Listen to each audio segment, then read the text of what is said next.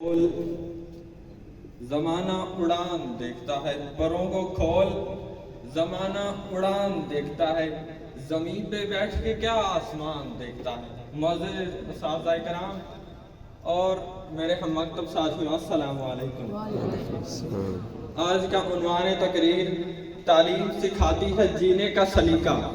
جناب عالی وقار، پہلی وحی آتی ہے اقرا، پڑھ اپنے رب کے نام سے جس نے تجھے پیدا کیا۔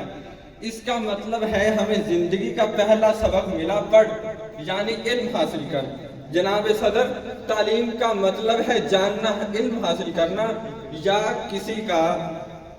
یا کسی بات کا ادراک ہونا، کیونکہ تعلیم ہی کی بدولت انسان ترقی کی راہ پر گامزن ہے۔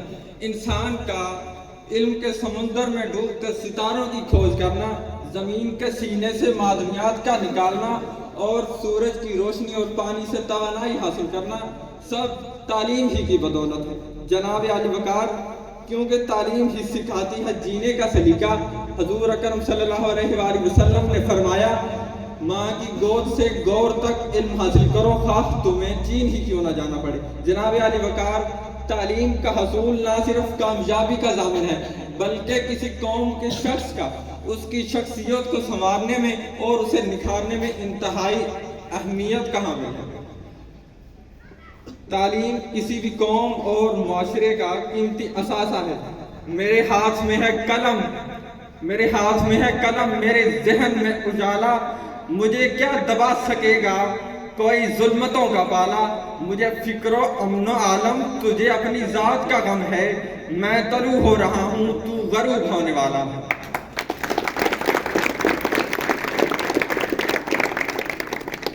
جناب عالی وقار، اس علم کی بدولت انسان کو اشرف المخلوقات ٹھہرایا۔ آسمانی صحیفوں سے لے کر قرآن پاک تک، غار ہیرا کی چراغ سے لے کر کوہ طور کی تجلی تک، پہاڑوں کی دنیا سے لے کر بلند و بالا عمارتوں تک، بحر و بر سے لے کر خلا کے سفر تک، علم و دانش کی صدا پکار کر کہتی ہے، تعلیم سکھاتی ہے جینے کا سلیقہ۔ جناب عالی وقار، تعلیم انفرادی اور اجتماعی طور پر نہایت اہم ہے۔ تعلیم ہی معاشرے کو بہترین ایک سدھرا ہوا افراد دے سکتی ہے، جو قوم کو معاشرتی استحکام اور ذہن کی قابلیت دیتی ہے۔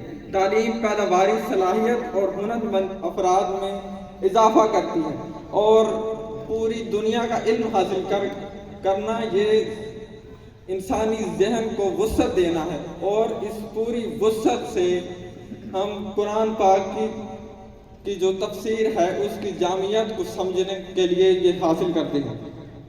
میں اختتامی شعر پڑھ کر اجازت طلب کروں گا۔ منزل سے آگے بڑھ کر منزل تلاش کر، مل جائے تجھ کو دریا تو سمندر تلاش کر۔